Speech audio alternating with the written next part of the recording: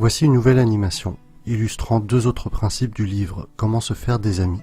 Il s'agit des principes 4 et 10, respectivement situés dans les parties 2 et 3.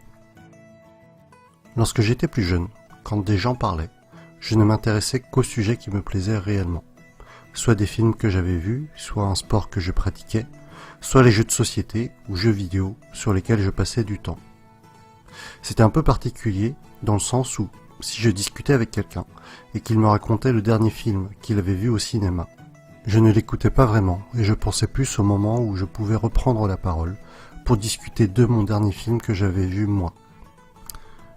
Depuis il n'y a pas si longtemps, probablement un peu après avoir lu ce livre pour la première fois, lorsque je rencontre quelqu'un ou que je fais connaissance avec un nouveau collègue, par exemple, je vais prêter beaucoup plus d'attention à ce qu'il va me raconter. Ses loisirs, sa vie de famille, etc. Si cette personne me dit qu'elle joue de la guitare, eh bien je l'imagine vraiment avec cet instrument et j'ai envie de l'écouter jouer. Si un nouveau collègue me dit qu'il est amateur de photographie, eh bien je vais être très intéressé pour voir le type de cliché qu'il prend.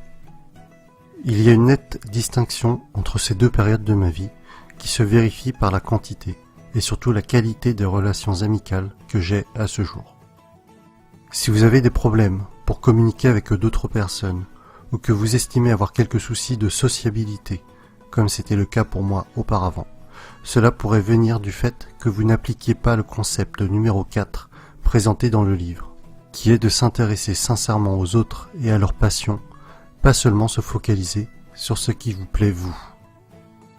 Dans une autre partie du livre, l'auteur nous avance que la meilleure façon de s'en tirer avec les disputes, c'est de les éviter. Selon lui, 90% des controverses se terminent avec chaque personne, encore plus convaincue d'avoir raison qu'avant de les avoir commencées. Et même en cas de pseudo-victoire, vous aurez dans un certain sens quand même perdu. En effet, la personne en face pourrait bien se sentir inférieure, diminuée ou avoir perdu confiance en soi. Ainsi, nous sommes incités à réfléchir sur l'utilité de se disputer.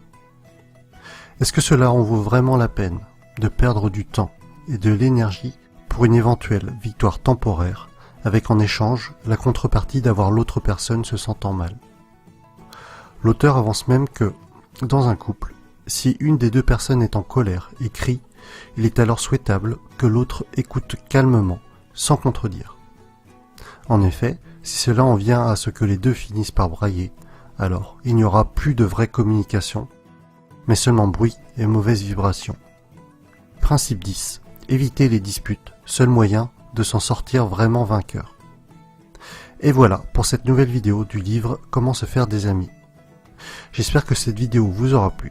Si c'est le cas, mettez-moi un pouce j'aime en bas à droite de la vidéo, partagez sur Facebook et abonnez-vous. À bientôt!